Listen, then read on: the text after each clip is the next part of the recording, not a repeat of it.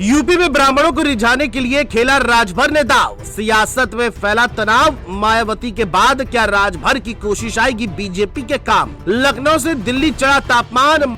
मायावती का social engineering formula होगा hit या राजभर करेंगे ब्राह्मणों को बीजेपी के पाले में लाने को पिंच।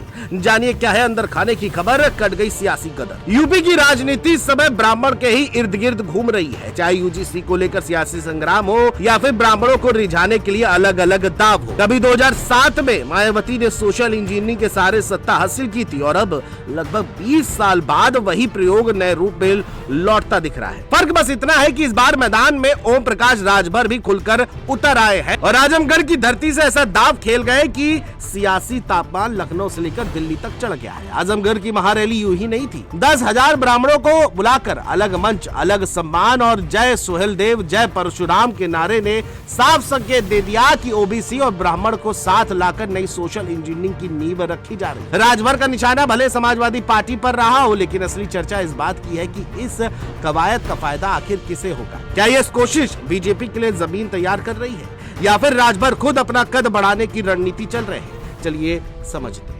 दरअसल लोकसभा 2024 में समाजवादी पार्टी ने पीडीए का फॉर्मूला चलाकर बढ़त बनाई और अब उसी गढ़ आजमगढ़ में राजभर डेरा डालकर दावा कर रहे हैं कि 2027 में सभी सीटें एनडीए के खाते में जाएगी। संदेश साफ है कि ब्राह्मण वोटर को स्याधे बिना चुनावी गणित पूरा नहीं होगा। उत्तर प्रदेश में करीब 12% ब्राह्मण आबादी मानी जाती है और सवर्णों में सबसे ज्यादा प्रभाव इसी वर्ग का है। इसलिए हर दल अपने तरीके से इन्हें रिझाने में जुटा है। राजभर ने मन से यूजीसी के नियमों पर भी बात कही, ब्राह्मण समाज के सम्मान की चर्चा की और सुप्रीम कोर्ट तक जाने की सलाह देकर यह जताने की कोशिश की कि वह उनके साथ खड़े हैं। उधर भाजपा के भीतर भी ब्राह्मण बनाम ठाकुर की चर्चाएं समय समय पर सामने आती रही है। हाल में ब्राह्मण विधायकों की बैठक और फिर पार्टी नेता की नाराजगी ने संकेत दिया कि मामला संवेदनशील है और ऐसे में राजभर की सक्रियता सियासी तनाव को और बढ़ा रही है। मायावती भी इस खेल से बाहर नहीं है। कभी दलित ब्राह्मण गठजोड़ से सत्ता पाने वाली बसपा फिर से ब्राह्मणों को साधने की कोशिश में दिख रही है। उसको पंडित विवाद में हस्तक्षेप को भी उसी रणनीति से जोड़कर देखा गया।